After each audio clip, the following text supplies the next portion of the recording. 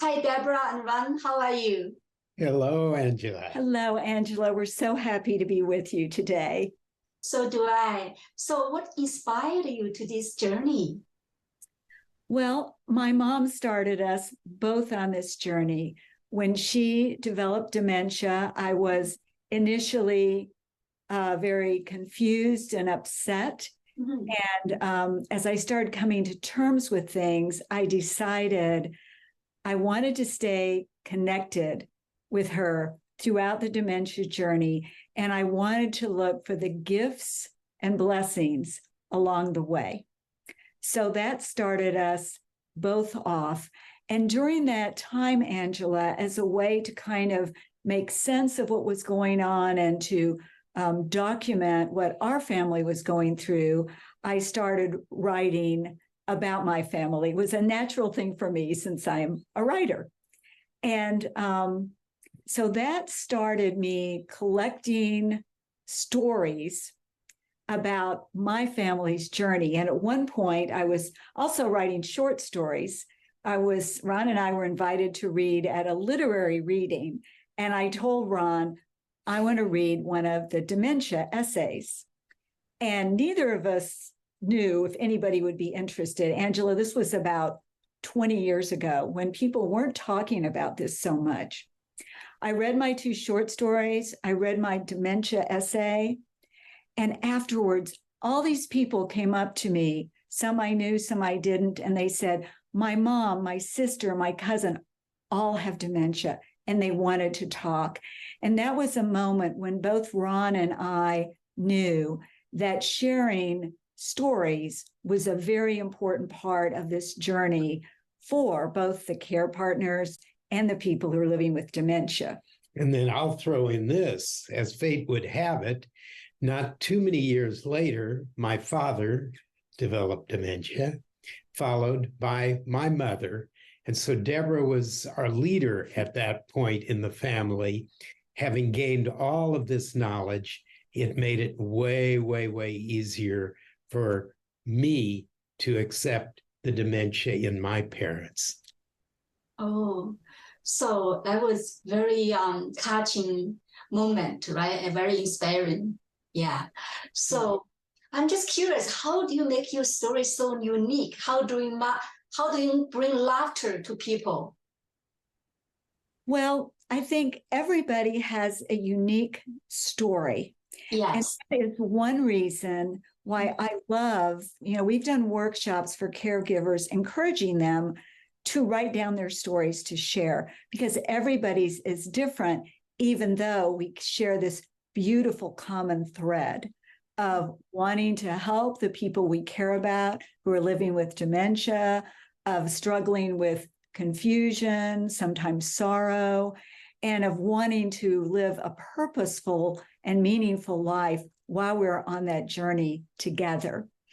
So I think a really important thing for everyone to do, the more you share your own story, the more you invite out stories from other people, and the less you feel like you are alone in this, because that's a common thing for caregivers. They're working really hard to take care of their beloveds, and they feel isolated. And that's a difficult feeling to have going through this. Yes, I agree with you. So sometimes we feel alone, right? Yeah. So if we hear the stories similar, so we will feel, oh, I could do this as well, right? I'm not alone, right? That's right. And also, we get ideas. Yeah. That has been one of the great things that has happened to us since we have, traveled and shared our stories with other care partners. We get ideas from them to share with other people. And sometimes the simplest idea just changes everything. Like one of the ideas we got was to not try to drag the person who's living with dementia into reality, but to go to where they are. So, Wow. like if my mom says, when am I going home? I don't want to say, hello, you, this is where you are living now. You know, you're living in this community. I want to say, what home are you wishing you could go back to? Tell me about it, to learn more about what she is thinking and feeling, so I can be there with her and understand her more. Okay, yeah. So I watched some of your videos, very interesting. You're actually on the stage, you're performing and tell people stories about people with dementia and caregivers, right? And Yes. the story is so interesting, so engaging. Thank you. Thank you. Thank you. Yes. This is not a boring adventure, you know, and I think that's one thing that most caregivers find out right away. There is no right or wrong way to do things. Everybody has to discover that for themselves. Your beloved is changing, and you're changing along with them, and your relationship is changing. So that's a challenge for everyone. And as you said earlier, the stories, having laughter, you know, taking care of yourself, all those are vital elements to moving through this in the most positive way possible. I'll give you an example from a person who has early onset Alzheimer's and who gave us this piece of wisdom. He said, "We are still looking for the medication that will do the job.